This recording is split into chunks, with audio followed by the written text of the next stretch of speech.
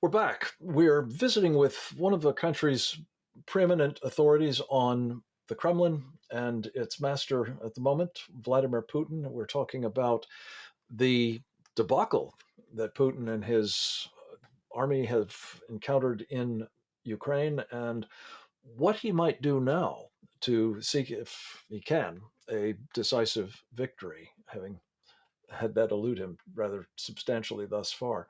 Um, Steve Blank, you've studied closely the doctrine as well as the capabilities of the Russian military, and I think you've acknowledged being somewhat surprised at how their conventional forces have performed. A primary focus of effort, for sure, for Putin throughout his leadership era has been to build up, to modernize, to exercise, and otherwise doctrinally hold up the nuclear capabilities of his military. Uh, what's your current thinking about whether he believes that he can perhaps wrest a decisive victory out of all of this by the use of, well, at least presumably tactical nuclear weapons in Ukraine? Well, many people have written that they are concerned that the longer this goes on, the more the pressure will be on Putin to escalate the war because Putin cannot afford to lose. I mean, that was the consensus of the intelligence community also in their testimony to Congress. And that therefore he will escalate and use either tactical nukes as the Russians call them, non strategic. That is, they have a shorter range than ICBMs or submarine launched ballistic missiles. Uh, they may also use what are called low yield nuclear weapons, that the yield from the blast and the radiation is lower than in other cases. They have made a lot of rhetorical threats, not just Putin, but some other people obviously speaking in his name.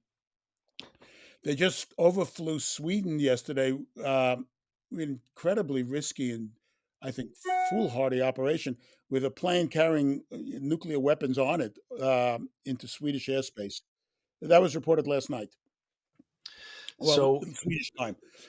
this whole And idea of escalating to de-escalate, as he calls well, his it's not doctrine, escalating to de-escalate. is Escalating in this operating. case means dropping the bomb. Actually, these are just threats. Hi there, we have a nuclear bomb. If you haven't remembered, and we might use it. But let's come to the actual question of nuclear use. If Putin uses a nuclear bomb, let's say a tactical nuclear weapon in Ukraine, he will bring the West into the war. I think he thinks that. I'm pretty certain he's been told that by authoritative sources, not just in Russia, but from the White House and other places like that. It's my belief as well that the West would then be much more galvanized to enter, although it may not be a nuclear response, but it would widen the war. And given what has happened to his conventional forces, he's in a worse position now than he was before vis-a-vis NATO. So I think that these are weapons that are being used to deter NATO. They are also being used as elements of information or psychological warfare, saying, I have nukes, so don't you do anything that would provoke me because I will use them. And and we have all this speculation as to Putin's health and sanity, which, none of us is able to gauge. Yeah. Uh, It, this it can't be ruled out. It can't be ruled in, I guess, as a factor, is what you're yes, but saying. ruling it in means if they use it, they this is an escalation that the war goes out of control. Yeah. No, I was speaking about his sanity and Right. I, paranoia and so I don't on. want to get into that. Look, No, no, my I understand. only We comment don't know, sure. but it can't Right. be ruled out as an issue here. Yes. No, he Let me suffers from turn dictatoritis lastly, if and I can, opposition Ukraine on this, but yeah. Stephen Yeah. Blank. Let me just turn lastly to a question about running short of ammunition and perhaps the quality of ammunition, especially that he has prided himself on projecting as a key element of his claim to be the ruler of Russia. What does the relationship with Xi Jinping at the moment look like to you? And uh, clearly, the Chinese don't want to be uh, embroiled in a fiasco in Ukraine. But on the other hand, are they helping to replenish Putin's stocks of ammunition or otherwise coming materially to his assistance, do you think? Not yet. Um, the Chinese appear to have had their own internal policy debate, but they have never wavered from their stance of, quote, neutrality in favor of Russia. And it's gotten stronger that they're in favor of Russia if you look at the meeting between the foreign ministers today in China. Moscow is appealing to them now, and this is quite amazing, for military assistance. Another sign that they're running out of weapons and equipment in general. I don't think the Chinese will give them anything that can be used in the way of lethal weaponry, and because they will suffer dramatic sanctions from the United States and Europe, which they don't want to have to undertake. They will support Moscow informationally. They will argue its case. They will support it politically and diplomatically. They will not, however, risk major economic assets that could be affected by U.S. sanctions.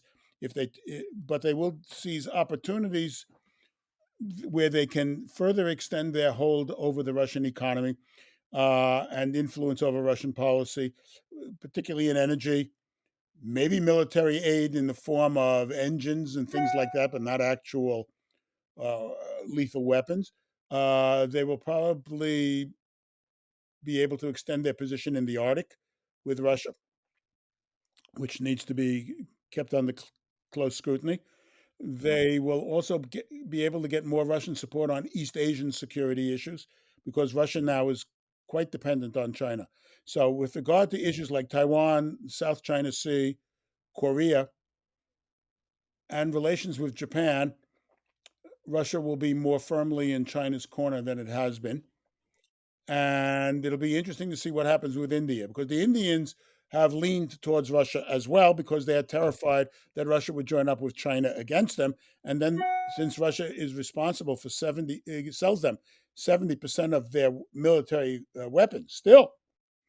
Uh, That's a the consideration. Let and me ask you oil. very quickly on that point. One of the things that they've done with the Russians is they've bought energy in rupees, and I think ultimately rubles, of course, something that Putin has responded to the sort of economic warfare that has been waged in retaliation for his invasion by the West. Um, Talk about uh, the economic dimensions of this very quickly, if you would, Dr. Blank, specifically the de-dollarization campaign that Putin has embarked upon and uh, seemingly has a lot of support for from China. Well, China has and Russia have for years talked about it and taken steps towards weakening the role of the dollar in international finance, because the strength of the dollar is a cornerstone of American power in world affairs, and they are attempting to attack that. Now, uh, China is buying oil and gas from Russia and paying in rubles or yuan. uh, the Indian deal is apparently a rupee ruble exchange, but it's also at a 20% discount on price. So I don't know that it gets to be such a benefit for Russia, although anything they can get now, they'll take. They're trying to force Europe also to pay for energy in rubles, which would mean that in order to get rubles, they'd have to buy other Russian goods. By the way, this was Nazi Germany's policy It is. in Eastern Europe A lot in the of this 40s. is Nazi Germany's policy, I think it's fair to It's a say. way of tying. Stephen Blank, we have to leave it at that. We are hard out of time. I thank you for this update, and I hope that you'll come back to us very soon with further assessments of what is both happening on the ground in Ukraine and more broadly in the region, and of course, what it portends for the future. We deeply appreciate your expertise and look forward to talking with you again soon. Next up, we're going to speak about another military, our own. That is the topic that we'll be addressing with the great Elaine Donnelly.